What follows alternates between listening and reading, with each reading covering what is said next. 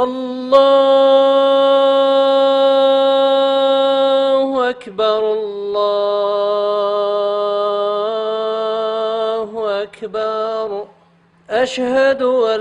لا إله إلا الله.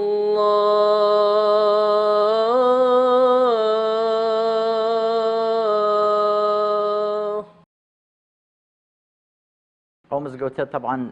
وەکو ئێمە بیستیتمان لە اختیارەکان نێزییکی زیاتر لە 200 ساڵە دروستکە لەگەڵ ئاوادانکردنی ئەو گوندە ئەو مزگەوتە دروست کرایە. ئەو مزگەوتە چەند قۆناغێکی بەخۆوە دیتیە. طبعاً ئەوەلی کە دروست کرایە حوزێک لەناو ئێرە بووە و لەسەر خۆڵ بووە بە شێوەیەکی سادەیی دروست کرایە، بەڵام بەهۆی ڕوخانی گوند و گۆڕانکاریەکان لە حەفتاکان جارێک نوێژن کرایتەوە و هەروەها لە ساڵ 1993 دووبارە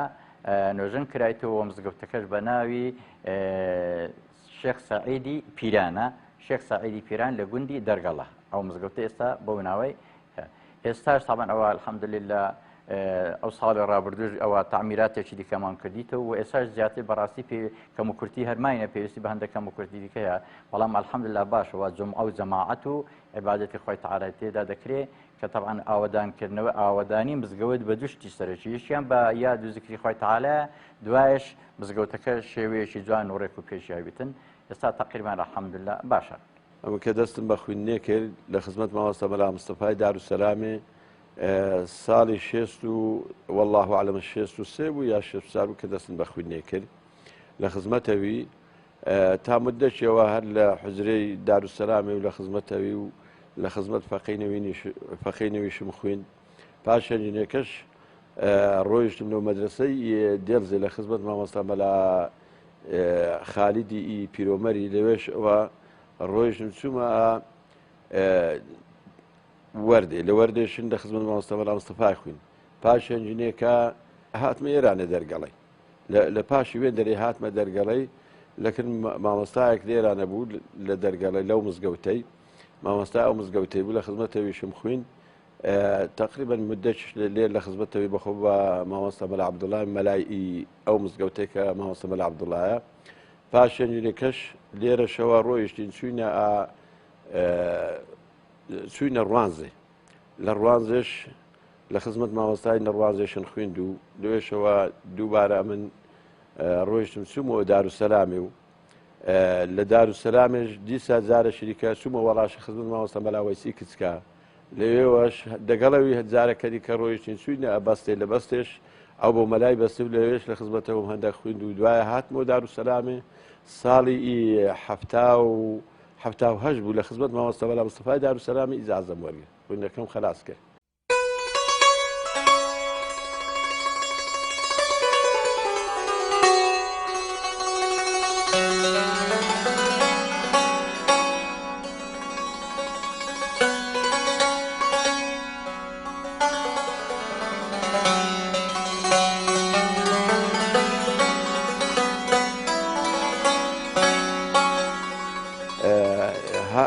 هاتمە دەرگەڵی لە دەرگەڵەش قەومی دەرگەڵەش قەومێکی باش بوون و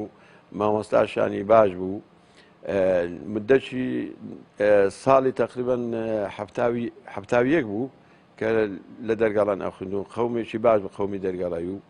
ماوەی تقریبان ساڵە شێشن لەوێ خوێند و ئەوجار ڕۆیشتین چووینە ڕوانزێ و خوێندنی ئەو کاتی فەقێ لە خزمەت مامۆستای خوێن کتێب نەبوو، بێ پارەیی بوو، بێ تقریبان هەموو شتی بوو، فەقیرایەتی بوو. خوێندنەکەش فەقێ بە باشی ئەیخوێن مەگەر فەقێیەکی کوبی تەنەنا فەقێ ئەگە بیخوێن بە خوێندنەکەی ئەوها بوو ئەوەی کە ئەیخوێن ئوسلوبەکە ئەوها و دەبوا لەبەری کرد بە مەسەن کتێب خاصەتەن کتێبی نەحو و سەرف و ئەوانە یعنی فەقێ دەبوا لەبەری کرد بە وەڵا فەقێ هەبوو شەرعیشی لەبەرە کرد تەفسیری قورئانی لەبەرە کرد قورئانی هەموو لەبەرە کرد. شێوازەکە ئەوها بوو لە حوجرە زۆر بەبەرەکەت بوو لە خوێندنێ. مامۆستا فەقەی وە خۆشەویست کە فەقەیەکی باش بە فەقەیەکی بە ئەدەب بە احترام بە بەڕێز بە باشی بخوێن بایە ئەو نوع فەقەیە لەکن مامۆستای زۆر بەڕێز بوو. بەڵام ئەگەر فەقەیەک بەس کاتی خۆی بە پیڕۆ دابا و نەیخوێن بایە مامۆستا کەفی بە نوع فەقەی نەدات. بەزە فەقەی ئەو وەختیش بەدەگمەندەنا بە زۆری فەقێ لە دوو خوێندنێ بوو چونکی ئەو کاتی چ تەماعی تەعینات و پارە و پول و ئەو شتانە نەبوو ئەوەی بیخوین بە فی سەبیل الله خوین لە ڕاهی خوایە خوین ئەویست ببیتە مەلا و عیلمەشی فێر بیتن یعنی علم و زانستی فێر بیتن حوزرە ڕۆڵەشی گەلک گەورەی هەبوو گرنگایەتێکی گەلک گەورەی هەبوو یعنی خاصەتەن حوزرە ئەو مەلایانەی پێگەیاندیا ئەو نەعزانایانەی ئەو زانایانەی پێگەیشتینە هەمووی لە حوزرەی پێگەیشتینە یعنی ڕۆڵی حوزرە و مزگەوت کە ئەو زانایە گەورە و ئەو زانایە بەڕێزانە پێگەیشتن هەموو لە حوزرە و مزگەوتی پێگەیشتینە خاصەتەن منتیقەی باڵەکایەتێش منتیقەشی لە قەدیمەوە ملەتێکی کوردی مسلمان بووینە یعنی ئیسلامەتی خوا ڕەحمەتی کردیە بەردەوامەوە هەموو گوندەك مزگەوتی هەبووە مەگەر گوندێکی کم کوبیتن حوزریان هەبووە یعنی فەقیان هەبووینە و مەلایان هەبووینە و بەردەوام بووینە لەسەر دین و دیانەت و لەسەر مەلا ڕاگرتن و فەقی ڕاگرتن و ئەوە گوندی دەرگەڵە بە گوندێکی پێشکەوتوو ئەوە چونکی لە پارێزگای هەولێر پێشی هەموو شوێنان کە هەم قوتابخانە و هەم مزگەوتی لەکرایەوە دەرگەڵە و ڕوستێ بووە دەرگەڵە لە نهۆتوسێەوە یعنی کە قوتابخانەشی لێکرایەوە مزگەوتیشی هەر هەبووە تاوان پێشی قوتابخانە مزگەوت دەوری قوتابخانەشی هەبووە و ئەو مزگەوتە بەڕاستی دەورێکی زۆر هەبووە لە پێگەیاندنی مامۆسایان و هەروەها لە پێگەیاندنی فەقییان و بە زۆری وا بووە مامۆسای وای لێ بووە هەم فەقی هەبووینە و هەم لە مزگەوت بەڕاستی دەورێکی باڵای هەبووە کە زۆر سڵح و مەسلحەت کرا لە مزگەوت و ئەو مامۆسایش کە ئەو فەقییانە فترێک لێرە خوندیتیان و ئەو زاربووینە بۆ مامۆستا و لە شوێنەکانی دیکە خزمەتیان باین ئیسلام کردیتەوە مامۆستایان کە هاتیینە پچر بووە ئەو ماوەسانی کە هاتیینە هەندێک ماوەستا هەبووە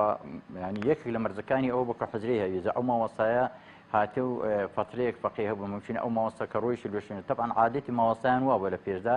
هەبووە 8 ساڵ 10 ساڵ لە گوندێکی مایە ئەوجا چ گوندێکی دیکە مامۆستایان بەو شێوەی هجرەتیان کردی و خزمەتیان بە مزگەوت و بە ئاین ئیسلام کردیە ئەو مزگەوتش تەبعاً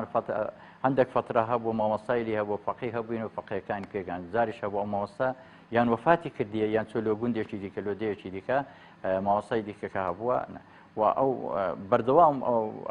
ئەو مزگەوتە تقریبا فەقی هەبووین هەتا ئەو ئەواخیرانە بەڵام لەو ئاخران ئەبینین لە گوندەکانی کوردستان مع الأسف جێی تەسویفیشە بەڕاستی ئێمە کە ئێستا دەبین مزگەوتەکان بە زۆری قوتابخانەی ئاینیان لێ نەمایە ئەو زروفێک هاتە پێشەوە ئومیدوارین ئینشاءالله ئەوەش بگەڕێتەوە وەخوای تەعالە دەوڵەت و کیانێکمان بۆ پێکبینی و بگەڕێنەوە سەر ئەوەی کە هەم مزگەوتەکانیشمان ئینشاءالله مامۆستا ڕێک و پێک و هەروەها قوتابخانەی ئاینیەکان زیاتر گرنگیان پێ بدرێتەوە فەقیەکان بگەڕێنەوە سەر ئەوەی خۆی کە چونکی بەڕاستی ئەوانە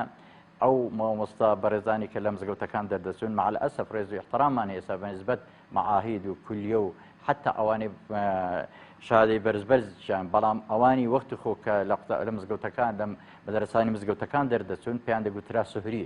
یعنی ئەو مامۆسای وا بەقووەت و بەتوانە دەردەچوو کە بەڕاستی ئێستا زۆر مامۆستامان هەیە ئێستا ئەوێت دکتۆرا وەرگردێتەوە لای مامۆستا کۆنەکان علم بۆ علم و زانست بەڵێ ئەو دەوریان هەبووە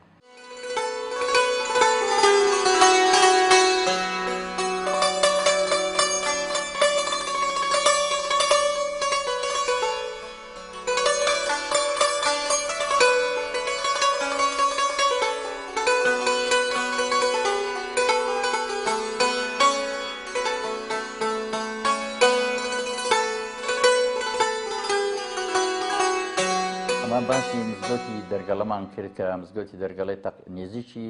200 ساڵێک زیاتریش الحەمدلله بەردەوام بووە و لەگە چەند کە ئاوادانی لێ هەبوو مزگەوتەکەش الحەمدلله ئاوادان بووە ئەو مزگەوتە هەندێک شتمان باس کرد کە گرنگەکانی یەکێکی دیکە لە گرنگەکان تایبەتمەندیەکانی ئەو مزگەوتە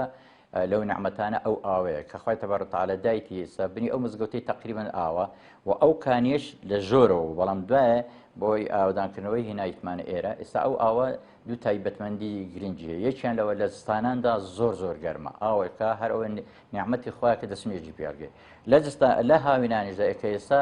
مانگی هەشتا کە ئەو ئاوەی دەخۆینەوە الحەمدلله پێویستی بە بەفر و بە